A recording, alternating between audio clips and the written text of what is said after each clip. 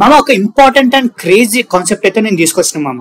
So మన పెద్ద breakout candle రాకముందే ఆ బ్రేక్అవుట్ క్యాండిల్ ని మనం క్యాప్చర్ చేసుకోవచ్చు మామ. సో ఎలానో నేను చెప్తాను నేను.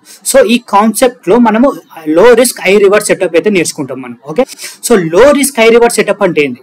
సో నేను ఒక 125 to 200 స్టాక్స్ లో నేను కొన్ని స్టాక్స్ అయితే నేను లిస్ట్ డౌన్ చేసిన మామ.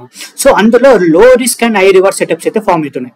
సో ఇక్కడ చూసుకుంటే ఫర్ ఎగ్జాంపుల్ ఈ ఎన్టీపీసీ లో ఇక్కడ చూసుకుంటే హైయర్ లోస్ ఫామ్ అవుతుంది, రైట్?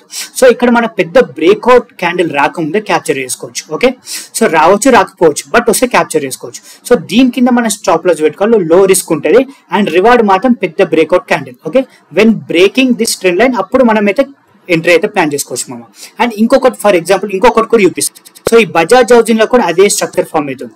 ఓకే, దీని కింద stop loss and when breaking entry మామ.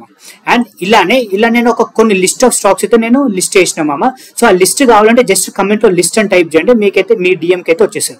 అండ్ జస్ట్ నాలెడ్జ్ పర్పస్ కోసమే మామ, ఇది ఎంట్రీస్ తీసుకోనికైతే కాదు. Thank you.